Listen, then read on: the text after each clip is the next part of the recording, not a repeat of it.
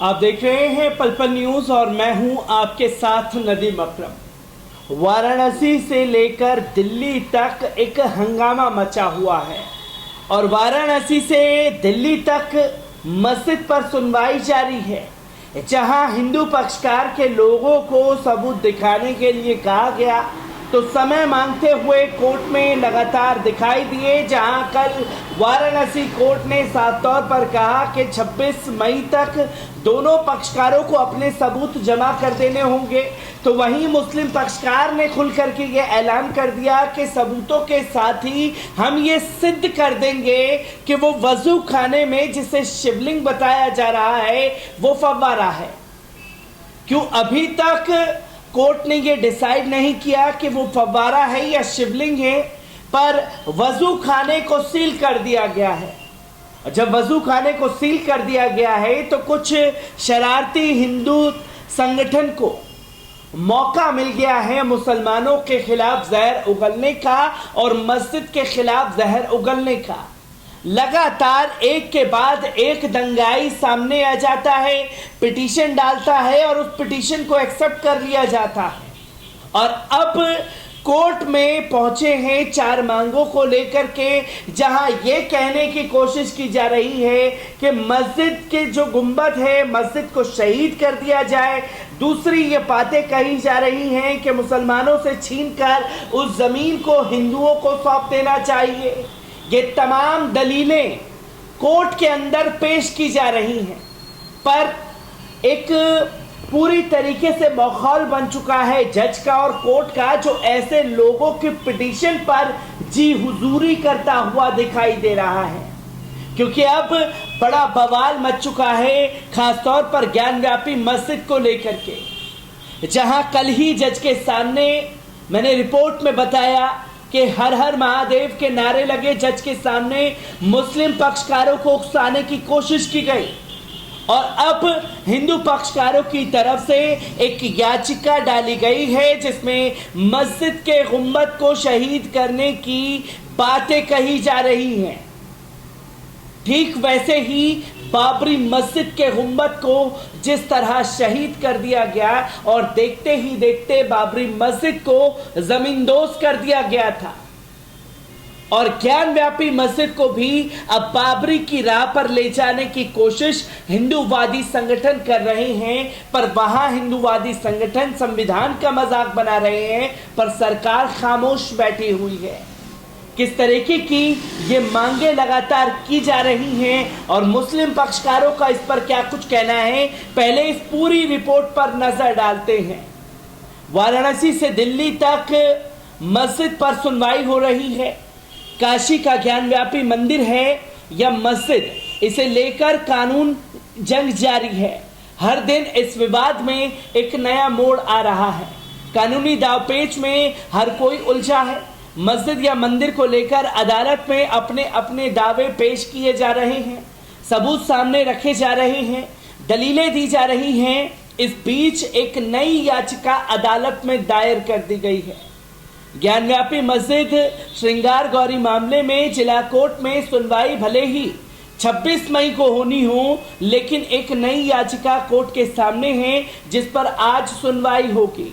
विश्व वैदिक सनातन संघ की अंतर्राष्ट्रीय महामंत्री किरण सिंह ने भगवान आदि विश्वेश्वर विराजमान के नाम से ये याचिका दाखिल की है। सिविल जज सीनियर डिवीजन रवि कुमार दिवाकर की कोर्ट में आज इसकी सुनवाई होगी। इस याचिका में 4 मुख्य बातें मांगी गई हैं। पहली मांग ये है कि ज्ञानव्यापी मस्जिद परिसर में तत्काल प्रभाव से मुसलमानों के आने जाने पर रोक लगा दी जाए। दूसरी मांग ये है कि ज्ञानव्यापी का पूरा परिसर हिंदुओं को ही सौंप दिया जाए। तीसरी मांग ये है कि भगवान आदि विश्वेश्वर स्वयंभू ज्योतिर्लिंग जो सबके सामने प्रकट हो चुके हैं, उनकी पूजा शुरू करने की इजाजत दी जाए। और चौथी मांग यह है कि मस्जिद के गुंबद के ध्वस्तीकरण का आदेश जारी किया जाए। सोचिए कि कोर्ट में मस्जिद के शहीद करने की याचिका डाली जा रही है।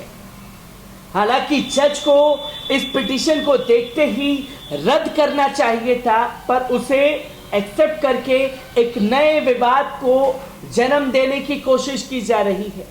और यहाँ अगर जज की तरफ से ये कदम उठा दिए जाते हैं तो ठीक वैसे ही जैसे बाबरी मस्जिद को शहीद किया गया था, वैसी तस्वीरें ज्ञानव्यापी मामले में भी देखने को मिल सकती हैं। निगाहें सिर्फ वाराणसी की जिला कोर्ट पर ही नहीं टिकी हैं, बल्कि सुप्रीम कोर्ट पर भी नजरें लोगों की टिकी रहेंगी। सुप्रीम कोर्ट में आज नई याचिका पर सुनवाई की है। बीजेपी नेता और वकील अश्विन कुमार उपाध्याय की इस याचिका पर ज्ञानव्यापी मामले में हस्तक्षेप की मांग की गई है।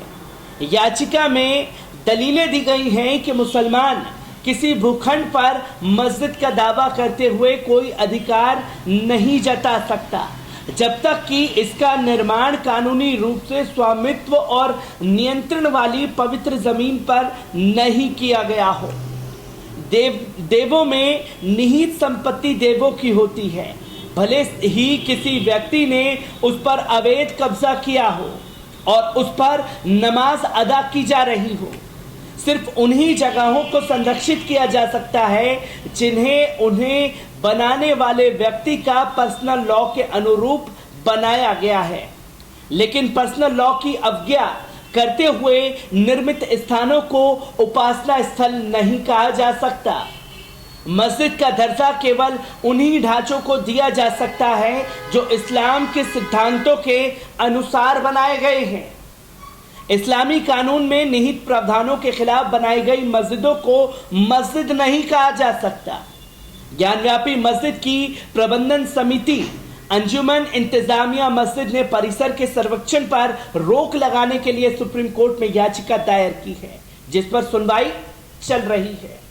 अब सवाल ये खड़ा होता है कि वो लोग भी कोर्ट में इस्लाम को लेकर के अपना ज्ञान बांटते हुए नजर आ रहे हैं, जिन लोगों ने जंतर मंतर पर खड़े होकर के नारे लगाए, जब मुल्ले काटे जाएंगे राम राज्य लाएंगे।